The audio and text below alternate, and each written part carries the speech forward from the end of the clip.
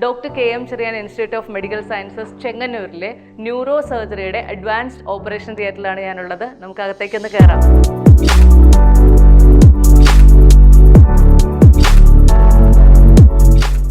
Complicated surgeries ഒക്കെയാണോ നടക്കുന്നത്? ഇല്ല, actually ഇത് പേടിക്കേണ്ട ഒരു സ്ഥലമേ അല്ല. ശരിക്കും പറഞ്ഞാൽ ആൾക്കാരെ ജീവൻ രക്ഷിക്കുന്ന, അവർക്ക് മരണാസന്ന നിലയിൽ വരുന്ന രോഗികൾക്ക് തിരിച്ച് ജീവൻ കൊടുക്കുന്ന സ്ഥലമാണിത്.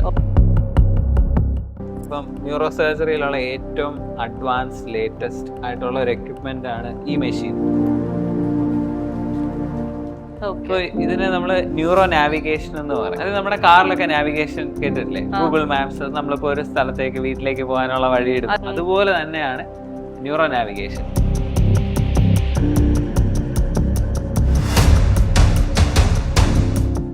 ഇതിനാണ് നമ്മൾ ഓപ്പറേറ്റിംഗ് മൈക്രോസ്കോപ്പ് എന്ന് പറയുന്നത്. ഇത് ന്യൂറോ സർജറിയിൽ ഭയങ്കര ഇമ്പോർട്ടന്റ് ആയിട്ടുള്ള ഒരു എക്യുപ്മെന്റ് ആണ്. ഇപ്പോൾ ചെറിയ ഡോട്ടും എന്ത് വലുതായിട്ടാണ് കാണുന്നതെന്നാണ്. ഓരോ ചെറിയ ഡീറ്റെയിൽസും അതിലുള്ള ഒരു കുത്തും പൊടിയും തരിയും പോലും നമുക്ക് കാണാൻ പറ്റും.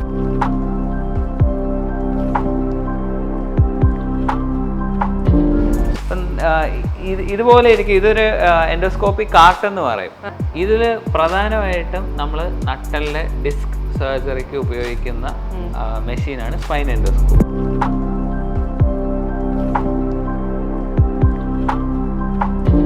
ഒരു സൈഡിൽ നിന്ന് കാലൻ അങ്ങോട്ടേക്ക് വലിക്കുമ്പോൾ മറു സൈഡിൽ നിന്ന് നമ്മൾ ഇങ്ങോട്ടേക്ക് വലിച്ചു കയറ്റുകയാണ് ചെയ്യുന്നത്. ആ സ്ഥലമാണിത്.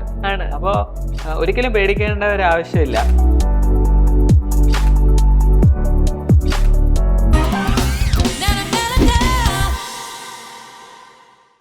Hello everyone, welcome to the show. ഇന്നെൻ്റെ കോസ്റ്റ്യൂമൊക്കെ കണ്ടാൽ തന്നെ നിങ്ങൾക്ക് അറിയാം, ഞാനൊരു ഓപ്പറേഷൻ തിയേറ്ററിന് മുന്നിലാണ് നിൽക്കുന്നത്. Doctor KM Cheriyan Institute of Medical Sciences ചെങ്ങന്നൂരിലെ ന്യൂറോ സർജറിയുടെ അഡ്വാൻസ്ഡ് ഓപ്പറേഷൻ തിയേറ്ററിലാണ് ഞാനുള്ളത്. നമുക്ക് അകത്തേക്കൊന്ന് കയറാം.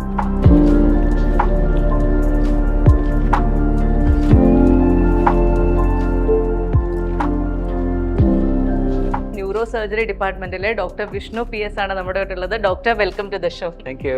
ആക്ച്വലി സത്യം പറയാലോ ഡോക്ടർ, ഇത്രയും മെഷീൻസ് ഒക്കെ ഒരുമിച്ച് കണ്ടിട്ട് എനിക്ക് ഭയങ്കര ടെൻഷൻ ആകുന്നു. ഇതിനകത്ത് ഭയങ്കരമായി ടെൻഷൻ അടിക്കേണ്ട ഭയങ്കരമായിട്ടുള്ള കോംപ്ലിക്കേറ്റഡ് സർജറീസ് ഒക്കെയാണോ നടക്കുന്നത്? ഇല്ല, ആക്ച്വലി ഇത് പേടിക്കേണ്ട ഒരു സ്ഥലമേ അല്ല. ശരിക്കും പറഞ്ഞാൽ ആൾക്കാരെ ജീവൻ രക്ഷിക്കുന്ന, അവർക്ക് മരണാസന്ന നിലയിൽ വരുന്ന രോഗികൾക്ക് തിരിച്ച് ജീവൻ കൊടുക്കുന്ന സ്ഥലമാണിത് ഓപ്പറേഷൻ തിയേറ്റർ എന്ന് പറയുന്നത്. ഉദാഹരണത്തിന് 2 ദിവസം മുൻപ് ഒരു പേഷ്യന്റ് ഒരു ആക്സിഡന്റ് ആയിട്ട് ഒരമ്മ വന്നിരുന്നു. പുള്ളിക്കാരി അബോധാവസ്ഥയിലാണ് വന്നത്. നമ്മള് സ്കാൻ എടുത്തപ്പോൾ തലച്ചോറിലൊരു വലിയ ബ്ലീഡിങ് ഉണ്ടായിരുന്നു. ആളെ ഓപ്പറേഷൻ തിയേറ്ററിൽ എത്തിച്ചു. സർജറി തുടങ്ങുന്നതിന് തൊട്ട് മുമ്പ് തന്നെ ആള് ഹൃദയസ്തംഭനത്തിലേക്ക് പോയി. ആളെ കാർഡിയക് മസാജ് ഒക്കെ കൊടുത്തു. ആള് പിന്നെ അത് ഹാർട്ട് റീസ്റ്റാർട്ട് ചെയ്തു. എന്നിട്ട് സർജറി ചെയ്തു. സർജറിക്ക് ശേഷം പിന്നെയും രോഗി ICUവിൽ എത്തിയ സമയത്ത് പിന്നെയും ഹാർട്ട് നിന്നുപോയി. പിന്നെ അത് റീസ്റ്റാർട്ട് ചെയ്തു. ഇന്ന് ഞാൻ കുറച്ചു നേരം മുമ്പ് ICU പോയപ്പോഴത്തേക്കും പുള്ളിക്കാരി എൻ്റെ അടുത്ത്, മോനെ എനിക്കിതുവരെ വെള്ളം കിട്ടിയില്ല എന്നാണ് പറഞ്ഞത്. അപ്പൊ അതുപോലെ ഒരു വളരെ ആ ഒരു ലൈഫ് ആൻഡ് ഡെത്ത് സിറ്റുവേഷൻ, നമ്മൾ പറയുന്ന പോലെ ഒരു സൈഡിൽ നിന്ന് കാലൻ അങ്ങോട്ടേക്ക് വലിക്കുമ്പോൾ മറു സൈഡിൽ നിന്ന് നമ്മൾ ഇങ്ങോട്ടേക്ക് വലിച്ചു കയറ്റുകയാണ് ചെയ്യുന്നത്. ആ സ്ഥലമാണിത്. അപ്പോ ഒരിക്കലും പേടിക്കേണ്ട ഒരു ആവശ്യമില്ല. അപ്പൊ ഞാനൊരു സംശയം കേട്ടെ, ഈ ന്യൂറോ സർജറിയിലേക്ക് നമ്മൾ എത്തുന്ന അവസ്ഥ എപ്പോഴാണ്? ന്യൂറോ സർജറി എന്ന് പറയുന്നത് ഒരു മൾട്ടി ഫെസറ്റഡ് സ്പെഷ്യാലിറ്റി ആണ്. അതായത് ഇതിന് ഒരുപാട് മുഖങ്ങളുണ്ട്. അതായത് ഹെഡ് ഇഞ്ചുറി, നട്ടലിന് വരുന്ന ഫ്രാക്ചേഴ്സ്, അതായത് ആക്സിഡന്റ് ഉണ്ടാവുമ്പോൾ, അതെ ആക്സിഡന്റ് മുഖേന വരുന്നത്, അല്ലെങ്കിൽ ഇപ്പൊ ഉയരത്തിൽ നിന്ന് വീണിട്ട് വരുന്ന പേഷ്യൻസ് ഉണ്ടാകും. പിന്നെ അതുപോലെ തന്നെ സ്ട്രോക്ക്, നമ്മുടെ ഹാർട്ട് അറ്റാക്ക് എന്ന് പറയുന്നത് പോലെ ബ്രെയിൻ അറ്റാക്ക് വരുന്നു. സ്ട്രോക്ക്, മേജർ സ്ട്രോക്കിൽ പലപ്പോഴും എമർജൻസി സർജറീസ് വേണ്ടി വരാറുണ്ട്. പിന്നെ ഈവൻ നട്ടലിനുള്ള ചില പ്രശ്നങ്ങളുണ്ട്. ഈ നടുവേദന ഒരുപാട് കൂടിയിട്ട് ചിലപ്പോൾ മലമൂത്ര വിസർജനത്തിനൊക്കെ പ്രോബ്ലം വരുന്ന, അല്ലെങ്കിൽ കാല് തളർന്നു പോകുന്ന ഒരവസ്ഥ, അതൊക്കെ എമർജൻസീസ് ആണ്. ഇനി ഇത് കൂടാതെ കഴുത്ത് വേദന, കയ്യിലേക്ക് ഇറങ്ങി വരുന്ന വേദന, നടുവേദന, ഡിസ്ക് സംബന്ധിച്ചുള്ള പ്രശ്നങ്ങൾ, പിന്നെ tumours, brain tumours, spine tumours, ഇങ്ങനെയുള്ള മുഴകൾക്ക് ഒക്കെ അതെല്ലാം ന്യൂറോ സർജറിയുടെ ഒരു കുടക്കീഴിൽ വരുന്ന പ്രോബ്ലംസ് ആണ്. പക്ഷേ ഈ ന്യൂറോ സർജറി എന്നൊക്കെ പറയുമ്പോൾ ഇപ്പൊ നമ്മൾ മോസ്റ്റ്ലി ഇപ്പൊ തലയുടെ കാര്യം പറഞ്ഞു കഴിഞ്ഞാൽ എന്റെ മനസ്സിലേക്ക് ആദ്യം വരുന്നതെന്ന് പറയുന്നത് തലയകം മുറിക്കുന്നു, തലയോട്ടി മുറിച്ച് അതിലൂടെയൊക്കെ കാര്യങ്ങളൊക്കെ ചെയ്യുന്നു എന്നൊക്കെയാണ്. ഇത്രയും അങ്ങനെയൊക്കെ തന്നെയാണോ ഇപ്പോഴും ന്യൂറോ സർജറി, അതോ അതൊരു തെറ്റിദ്ധാരണയാണോ? ആക്ച്വലി ന്യൂറോ സർജറി ഒരു കഴിഞ്ഞ 15-20 വർഷം കൊണ്ട് ഒരുപാട് മാറി. എസ്പെഷ്യലി ഒരു ലാസ്റ്റ് 10 years വന്നിരിക്കുന്ന ചേഞ്ച് വളരെ കൂടുതലാണ്. നേരത്തെയൊക്കെ നമ്മുടെ തലച്ചോറിനകത്തുള്ള പിറ്റ്യൂട്ടറി ഗ്രന്ഥിയുണ്ട്. നമ്മുടെ ശരീരത്തിലെ എല്ലാ മേജർ ഹോർമോൺസും ഉണ്ടാക്കുന്നത് ഈ പിറ്റ്യൂട്ടറി ഗ്രന്ഥി. അപ്പോൾ ആ ഹോർമോൺസ് നമ്മുടെ ഗ്രോത്ത്, നമ്മുടെ ഡെവലപ്മെന്റ്, നമ്മുടെ റീപ്രൊഡക്റ്റീവ് ആയിട്ടുള്ള കാര്യങ്ങൾക്ക്, ഇപ്പം ലൈക്ക് ഫെർട്ടിലിറ്റി, അതിനൊക്കെ ഭയങ്കര ഇമ്പോർട്ടൻ്റ് ആണ്. അപ്പോൾ ആ ഹോർമോൺസ് ഉണ്ടാക്കുന്ന ഈ ഗ്രന്ഥിയിൽ വരുന്ന മുഴകളുണ്ട്. ആ മുഴകളൊക്കെ തല തുറന്നാണ് ഓപ്പറേഷൻ ചെയ്തുകൊണ്ടിരുന്നത്. ഇപ്പോൾ നമ്മൾ ചെറിയൊരു ക്യാമറ ഘടിപ്പിച്ച ഒരു ട്യൂബ്, നമ്മൾ എൻഡോസ്കോപ്പ് എന്ന് പറയും, ആ എൻഡോസ്കോപ്പ് മൂക്ക് വഴി കടത്തി വിട്ട് ആ ട്യൂമർ ഫുൾ നമുക്ക് റിമൂവ് ചെയ്യാൻ പറ്റും. അതിന്റെ അഡ്വാൻറ്റേജ് എന്താണെന്ന് പറഞ്ഞാൽ സർജറി കഴിഞ്ഞ് അന്ന് തന്നെ പേഷ്യന്റിനെ ലൈക്ക് നമുക്ക് ലൈക്ക് ആൾ കോൺഷ്യസ് ആണ്, വേറെ വെന്റിലേറ്ററിന്റെ ഒന്നും സഹായം ആവശ്യമില്ല. 1-2 ദിവസത്തിനുള്ളിൽ പേഷ്യന്റിന് മറ്റു ബുദ്ധിമുട്ടൊന്നും ഇല്ലെങ്കിൽ വീട്ടിൽ പോകാം, ഡിസ്ചാർജ് ആവാനുള്ള കാര്യങ്ങളെല്ലാം ചെയ്യാം. സ്റ്റിച്ച് ഇല്ല, പുറമേ മുറിവില്ല.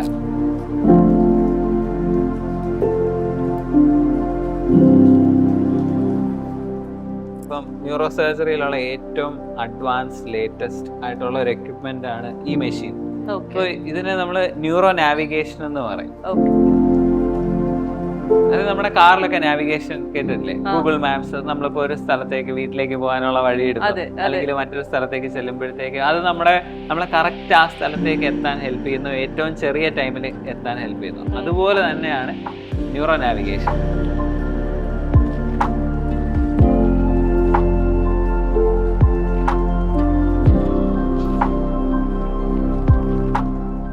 ന്യൂറോ നാവിഗേഷനിൽ ഇതിലിപ്പോ നമ്മൾ പേഷ്യന്റിന്റെ സ്കാൻസ് ലോഡ് ചെയ്യുന്നു, ഇതിൽ കാണുന്നത് പോലെ. എന്നിട്ട് നമുക്ക് എല്ലാ ഡയമെൻഷനിലും, ഇതൊരു ബ്രെയിൻ ട്യൂമർ ആണ്, ഒരു വലിയൊരു ബ്രെയിൻ ട്യൂമറാണ്. അപ്പൊ ആ ട്യൂമർ എല്ലാ പ്ലെയിനിലും എവിടെയാണ് എന്നുള്ളത് അറിയാൻ നമ്മളെ സഹായിക്കുന്നു. പിന്നെ ഇതുപോലെ ഒരു പ്രോബ് ഉണ്ട്. നമ്മൾ പേഷ്യന്റ് സർജറി ടേബിളിൽ ഇങ്ങനെ കിടക്കുമ്പോഴത്തേക്കും പേഷ്യന്റിന്റെ തലയുടെ പുറത്ത് ഈ പ്രോബ് വെക്കുമ്പോഴത്തേക്കും നമുക്ക് ഈ മോണിറ്ററിൽ കറക്റ്റ് ആ ഭാഗത്ത് അതെ നമ്മൾ ആ പ്രോബ് വെച്ചിരിക്കുന്നത് അവിടെ ബ്രെയിൻ ട്യൂമർ ഉണ്ടോ, അപ്പൊ നമുക്ക് ഏറ്റവും ചെറിയൊരു രീതിക്ക് ആ സർജറി ചെയ്യാൻ പറ്റും. ഇപ്പൊ ഈ മെഷീൻ എല്ലായിടത്തും ഉണ്ടോ? എല്ലാ ന്യൂറോ സർജറി ആക്ച്വലി ഇല്ല. ഇതൊരു ഉള്ളതിൽ ഏറ്റവും ലേറ്റസ്റ്റ് ആയിട്ടുള്ള ന്യൂറോ നാവിഗേഷൻ ഡിവൈസ് ആണ്. ഇത് വളരെ കുറച്ച് ഹോസ്പിറ്റൽസിൽ മാത്രം കേരളത്തിലുള്ള ഒരു സൗകര്യമാണ്. ഇതാണ് നമ്മൾ വലിയ ട്യൂമേഴ്സ് ഒക്കെ വരുമ്പോഴത്തേക്കാണ് ഇങ്ങനെ ഒരു മെഷീൻ ഉപയോഗിക്കുന്നതെന്ന് പറഞ്ഞല്ലേ? അപ്പം വലിയ ട്യൂമേഴ്സ് മാത്രമല്ല, ഈവൻ നട്ടലിന്റെ സർജറീസിന് നമ്മൾ ഉപയോഗിക്കാറുണ്ട്. വളരെ ചെറിയ ബ്രെയിനിന്റെ ഏറ്റവും ഉൾഭാഗത്തുള്ള മുഴകളെ അതിൽ നിന്ന് ബയോപ്സി എടുക്കാനൊക്കെ ഈ എക്യുപ്മെന്റ് തന്നെ നമ്മളെ ഹെൽപ്പ് ചെയ്യും. വളരെ പ്രിസൈസ് ആയിരിക്കും, വളരെ പ്രിസൈസ് ആയിട്ട്, വളരെ സേഫ് ആയിട്ട് ഒരു തലച്ചോറിന്റെ ഏറ്റവും ഉൾഭാഗത്തുള്ള മുഴകളിൽ നിന്ന് ഒരു ചെറിയ കീ ഹോൾ വഴി ഒരു ചെറിയ നീഡിൽ ഉപയോഗിച്ച് നമുക്ക് ആ ബയോപ്സി എടുക്കാൻ പറ്റും. വീണ, ഇതെന്തായിരിക്കാം? ഇതെന്തായിരിക്കും? ഞാൻ ഈ ഇതൊന്നും പഠിച്ചിട്ടില്ലാത്തോണ്ട് എനിക്ക് അറിയത്തില്ല, ഡോക്ടറെ പറഞ്ഞു തരണം.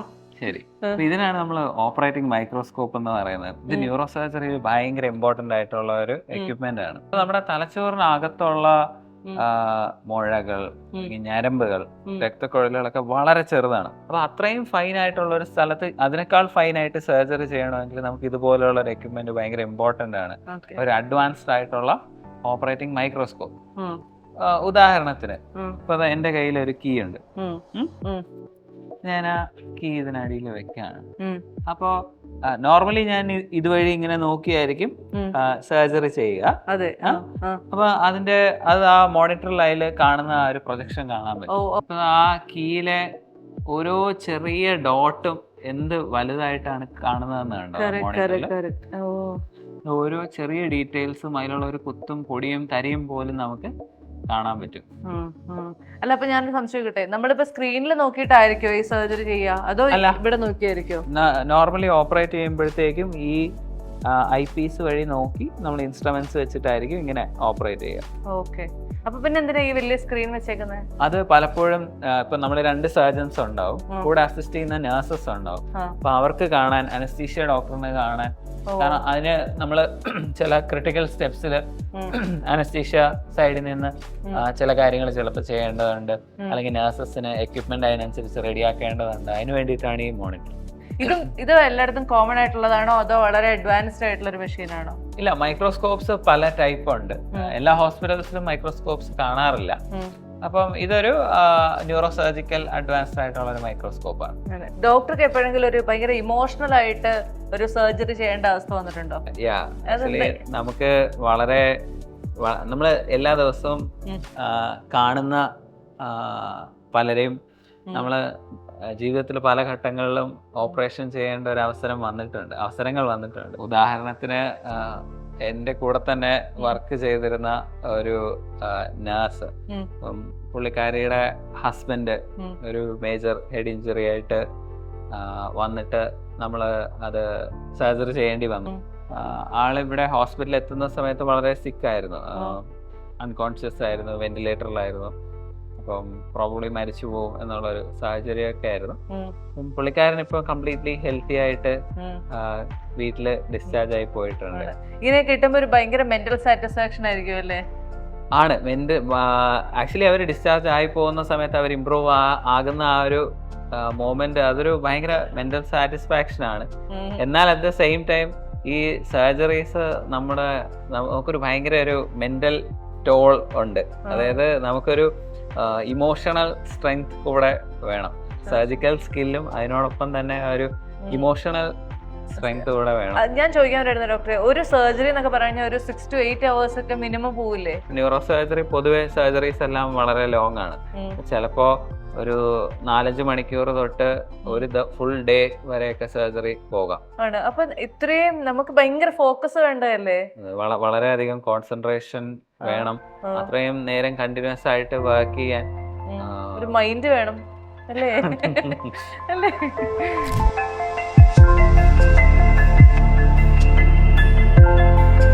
ന്യൂറോ സർജറി എന്ന് പറയുമ്പോഴത്തേക്ക് നോർമലി എല്ലാവരും അസോസിയേറ്റ് ചെയ്യുന്ന ബ്രെയിൻ ട്യൂമർ വരുമ്പോൾ ഒക്കെയുള്ള സർജറീസ് എന്നൊക്കെ ആയിരിക്കില്ലേ?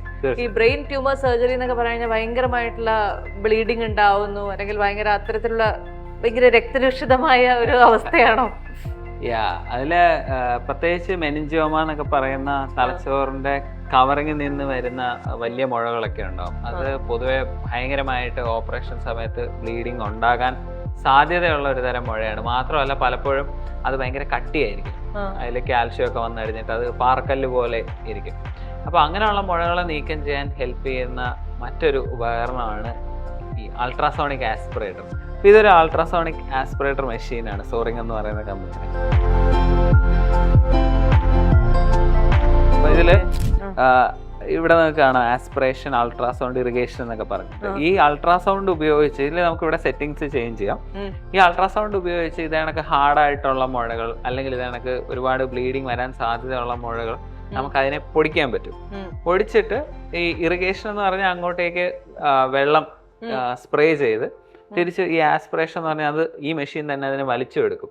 വലിച്ചെടുത്തിട്ട് ഇതുപോലെ ഒരു ബോക്സിൽ അത് വന്ന് വീഴും.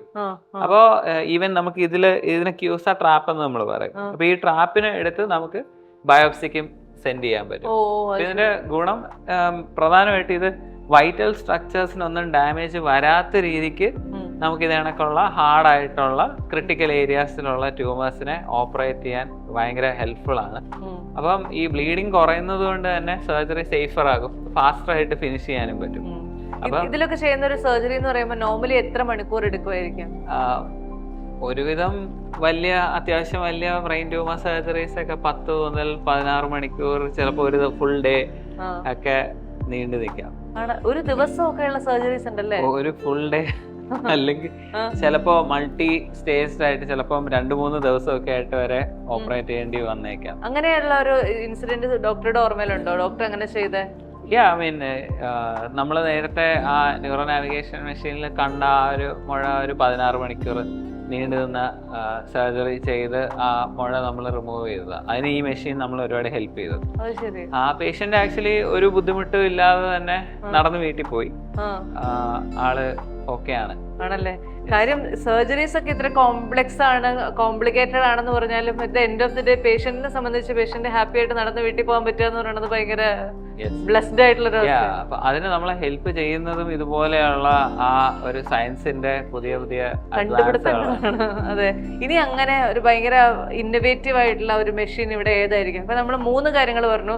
3ഉം വളരെ ഇമ്പോർട്ടന്റ് ആയിട്ടുള്ള അല്ലെങ്കിൽ വളരെ ഹെൽപ്ഫുൾ ആയിട്ടുള്ള വളരെ പ്രിസിഷനോട് കൂടി കാര്യങ്ങൾ ചെയ്യുന്ന മെഷീൻസ്. ഇനി അതുപോലെ ഇവിടെ ഏറ്റവും അധികം ഉപയോഗം വരുന്ന ഒരു മെഷീൻ ഏതായിരിക്കും? എനിക്ക് തോന്നുന്നു ഇനി അങ്ങോട്ട് ഭാവിയിലും കൂടുതൽ റെലവൻസ് വരാൻ പോകുന്ന ഒരു ഡിവൈസാണ് നമ്മുടെ സ്പൈൻ എൻഡോസ്കോപ്പി. നമ്മളെല്ലാരും കേട്ടിട്ടുണ്ട് ഈ നട്ടലിന്റെ കശേരുക്കളുടെ അകൽച്ച, ഡിസ്ക് അകന്നു പോകുന്നു, ഡിസ്ക് പ്രൊലാപ്സ്, അത് ഞരമ്പിൽ വന്ന് കുത്തി നിൽക്കുന്നു, ഞരമ്പിനെ ജാം ചെയ്യുന്നു. ഇതെല്ലാം നമ്മൾ എല്ലാ ദിവസവും എല്ലാരും പറഞ്ഞു കേൾക്കുന്ന കാര്യങ്ങളാണ്. മാത്രമല്ല നടുവേന ഇല്ലാത്ത ആൾക്കാരില്ല, എല്ലാവർക്കും നടുവേനയാണ്. അപ്പം ഇതില് ചിലർക്കെങ്കിലും പലപ്പോഴും ഈ പറഞ്ഞ പോലെ നട്ടലിന്റെ ഇടയ്ക്കുള്ള ഡിസ്ക് ഞരമ്പിനെ വന്ന് പ്രസ് ചെയ്ത് ബലക്കുറവോ അല്ലെങ്കിൽ അസഹനീയമായ വേദനയൊക്കെ ഉണ്ടാകും. ചിലർക്ക് ഇവൻ മരവിപ്പായിരിക്കാം ലക്ഷണം. അതിൽ തന്നെ സർജറി വേണ്ടി വരുന്ന രോഗികൾക്ക് പലപ്പോഴും ഈ സ്പൈൻ എൻഡോസ്കോപ്പി വഴി ഓപ്പറേഷൻ ചെയ്യുന്നതിന് കുറെ അഡ്വാൻറ്റേജസ് ഉണ്ട്.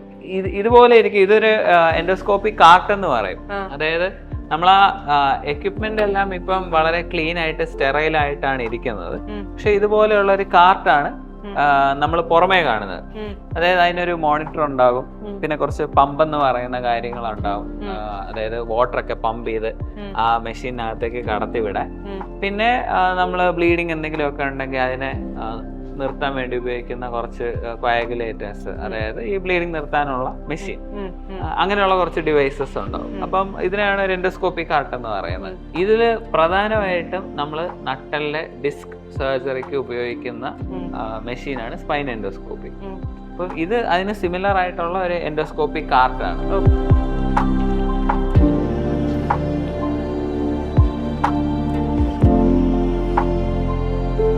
അപ്പോൾ ഈ സ്പൈൻ എൻഡോസ്കോപ്പി വഴി നമുക്കൊരു വളരെ ചെറിയ ഒരു 1 സെന്റിമീറ്ററിനുള്ളിൽ വരുന്ന ഒരു മുറിവ് വഴി ഈ തള്ളിയിരിക്കുന്ന ഡിസ്കിന്റെ ആ ഫ്രാഗ്മെന്റിനെ എടുത്തു മാറ്റി ആ ഞരമ്പിനെ ഫ്രീ ആക്കാൻ പറ്റും. അങ്ങനെയാണ് ഈ നടുവേദന മാറുന്നെന്ന് പറയുന്നത്, അല്ലെ? ഈ കണ്ടിന്യൂസ് ആയിട്ടുള്ള നടുവേദന മാറുന്നെന്ന് പറയുന്നത്. അതെ അതെ. അപ്പൊ പക്ഷെ ഞാനൊരു സംശയം പറയട്ടെ, ഈ പല ആൾക്കാർക്കും ഇങ്ങനെ ഡിസ്ക് അകന്നു പോകുന്നത് വലിയ സർജറി നടത്തേണ്ടി വരും, പേടിയാണ്, അതുകൊണ്ട് ചെയ്യുന്നില്ല എന്ന് പറഞ്ഞ് പലരും മാറി നിൽക്കുന്ന കണ്ടിട്ടുണ്ട്. അപ്പൊ അത് അങ്ങനെയാണ്, ഇത് മാനേജബിൾ പെയിൻ ആണെന്നുണ്ടെങ്കിൽ ഇത് ചെയ്യാതിരുന്നുകൊണ്ട് എന്തെങ്കിലും കുഴപ്പമുണ്ടോ? അതായത് നമ്മൾ ഓരോ സർജറിക്കും അതിൻ്റെതായിട്ടുള്ള കുറെ മാനദണ്ഡങ്ങളുണ്ട്. ഇപ്പൊ പ്രധാനമായിട്ടും നട്ടലിന് സർജറി വേണ്ടി വരുന്നത് അസഹനീയമായ വേദന, അതായത് മരുന്നും ഫിസിയോതെറാപ്പിയും അല്ലെങ്കിൽ നട്ടലിന് എടുക്കുന്ന ഇഞ്ചക്ഷൻസ് ഒന്നും കൊണ്ട് കുറയാത്ത തരത്തിലുള്ള അസഹനീയമായ വേദന, അല്ലെങ്കിൽ ഗണ്യമായ ബലക്കുറവ്, യൂറിൻ പാസ് ചെയ്യാൻ, ടോയ്ലറ്റിൽ പോകാനുള്ള ബുദ്ധിമുട്ട്, ഈ ഡിസ്പ്രൊലാപ്സ് കാരണം അങ്ങനെ ബുദ്ധിമുട്ട് വരാം. അതിന് കോഡ ഇക്വന സിൻഡ്രോം എന്ന് പറയും. അതൊക്കെ എമർജൻസിയാണ്, ഉടനടി സർജറി വേണ്ട തരത്തിലുള്ള ഒരു പ്രോബ്ലമാണ്. അല്ലെങ്കിൽ വിട്ടുമാറാത്ത നടുവേദന ഈ ഡിസ്പ്രൊലാപ്സ് കാരണമുള്ളത്, അല്ലെങ്കിൽ നട്ടലിലുണ്ടാകുന്ന തെന്നൽ, ഇങ്ങനെയുള്ള പ്രശ്നങ്ങൾക്കൊക്കെ പൊതുവെ സർജറിയാണ് ഒരു പെർമനന്റ് ആയിട്ടുള്ള സൊല്യൂഷൻ. അതർവൈസ് ഇത് അങ്ങനെ ചെയ്തില്ലെങ്കിലും കുഴപ്പമില്ല എന്നുള്ളൊരു സ്റ്റേറ്റ് ഉണ്ടോ? ശരിക്കും ഉണ്ട്. ആക്ച്വലി 90% ഡിസ്പ്രൊലാപ്സ് ഉള്ള പേഷ്യൻസിനും പ്രോപ്പർ മരുന്ന്, ഫിസിയോതെറാപ്പി അല്ലെങ്കിൽ നട്ടലിന്റെ ഇഞ്ചക്ഷൻസ് ഒക്കെ കൊണ്ട് തന്നെ പെയിൻ മാറാറുണ്ട്. അതൊരു 10% പേഷ്യൻസിനെ സർജറി വേണ്ടി വരാറുള്ളൂ. അപ്പം പലപ്പോഴും സംഭവിക്കുന്നതെന്ന് പറഞ്ഞാൽ ഇവർക്ക് പ്രോപ്പർ ആയിട്ടുള്ള ഒരു ഗൈഡൻസ് കിട്ടാറില്ല.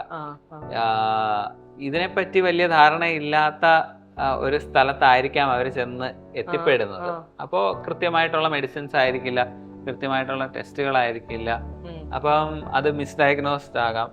അങ്ങനെയാണ് പലപ്പോഴും ഇത് കുറച്ച് കോംപ്ലിക്കേറ്റഡ് ആവുന്നത്. ഇപ്പൊ ഡോക്ടറെ, ഒരു ഹെഡ് ഇഞ്ചുറി ഉണ്ടാവുന്നു അല്ലെങ്കിൽ സ്ട്രോക്ക് ഉണ്ടാവുന്നു, സ്വാഭാവികമായിട്ട് എല്ലാവരും സർജറി എന്നുള്ള ഏരിയയിലേക്ക് എത്തും, ന്യൂറോ സർജറി എന്നുള്ള ഏരിയയിലേക്ക് എത്തും. പക്ഷെ ഭയങ്കരമായിട്ടുള്ള തലവേദന അല്ലെങ്കിൽ ഭയങ്കര കഴുത്ത് വേദന, ഇപ്പൊ ഡോക്ടർ ആദ്യം പറഞ്ഞ പോലത്തെ ഇങ്ങനെയുള്ള പ്രശ്നങ്ങളൊക്കെ, നടുവേദന, ഇതൊക്കെയുള്ളവരിങ്ങനെ ഡോക്ടറെ അടുത്ത് പോകണോ വേണ്ടയോ, ഇനി സർജറി പറഞ്ഞാലോ അതുകൊണ്ട് ബുദ്ധിമുട്ടാവില്ലേ എന്നൊക്കെ ആലോചിച്ച് പലരും ഇങ്ങനെ മാറി മാറി നിൽക്കുന്നുണ്ടാവില്ലേ? അവരോട് ഡോക്ടർ എന്തായിരിക്കും ഒരു അഡ്വൈസ് കൊടുക്കുക? നമ്മൾ പൊതുവെ കണ്ടുവരുന്നത് പലപ്പോഴും ശക്തമായ വിട്ടുമാറാത്ത തലവേദന, ചിലപ്പോൾ തലയുടെ അകത്തുള്ള സീരിയസ് ആയിട്ടുള്ള പ്രശ്നങ്ങളുടെ ഒരു ഏർലി ആയിട്ടുള്ള ഒരു സൂചനയാകാം. അതുപോലെ തന്നെ കഴുത്തുവേദന, വിട്ടുമാറാത്ത നടുവേദനയൊക്കെ. ഇങ്ങനെയുള്ള പ്രശ്നങ്ങൾ അതുമായിട്ട് നടന്ന് അതിനെ വളരെ ഒരു കോംപ്ലിക്കേറ്റഡ് ആയിട്ടുള്ള ഒരു അവസ്ഥയിലെത്തി പിന്നെ അത് സർജറി ചെയ്യുന്നതിനേക്കാളും നല്ല പലപ്പോഴും നേരത്തെ കണ്ടുപിടിച്ചാൽ ചിലപ്പോൾ നമുക്ക് അത് മരുന്ന് കൊണ്ട് തന്നെ ട്രീറ്റ് ചെയ്ത് മാറ്റാൻ പറ്റുന്നതായിരിക്കും പെർമനൻ്റ്ലി. അപ്പോൾ എപ്പോഴും ഇതുപോലെയുള്ള നീണ്ട നാൾ നിൽക്കുന്ന അല്ലെങ്കിൽ ശക്തമായിട്ടുള്ള ലക്ഷണങ്ങൾക്ക്, പ്രത്യേകിച്ച് തലവേദന, കഴുത്ത് വേദന, നടുവേദന, അതിനൊക്കെ ഉറപ്പായിട്ടും വേണ്ട രീതിക്കുള്ള വൈദ്യസഹായം തേടണം. അതിൽ പലപ്പോഴും എല്ലാം തന്നെ ന്യൂറോ സർജറി ആണെന്ന് ഞാൻ പറയില്ല. പക്ഷേ നമ്മൾ ഈ പറഞ്ഞ ലക്ഷണങ്ങൾക്ക് പലപ്പോഴും ഒരു ന്യൂറോളജിസ്റ്റ് അല്ലെങ്കിൽ ന്യൂറോ സർജനെ ആയിരിക്കും കൺസൾട്ട് ചെയ്യേണ്ടി വരിക. അപ്പൊ ഏതായാലും സർജറീസ് ഒന്നും പഴയ പോലെ പേടിക്കേണ്ട കാര്യങ്ങളൊന്നുമില്ല. വളരെ അഡ്വാൻസ്ഡ് ആയിട്ടുള്ള മെഷീൻസ് ഉണ്ട്. ഇനി എവിടെ പോകണം, ഏറ്റവും ഒരു മികച്ച ഡോക്ടർ എവിടെയായിരിക്കും, അല്ലെങ്കിൽ ഏറ്റവും നല്ല എക്യുപ്മെന്റുകൾ എവിടെയായിരിക്കും, ഇങ്ങനെയൊക്കെ കൺഫ്യൂഷൻ അടിച്ചിരിക്കുന്ന ആരെങ്കിലും ഉണ്ടെങ്കിൽ തീർച്ചയായിട്ടും doctor KM Cheriyan Institute of Medical Sciences ചെങ്ങന്നൂരിലേക്ക് എത്താം.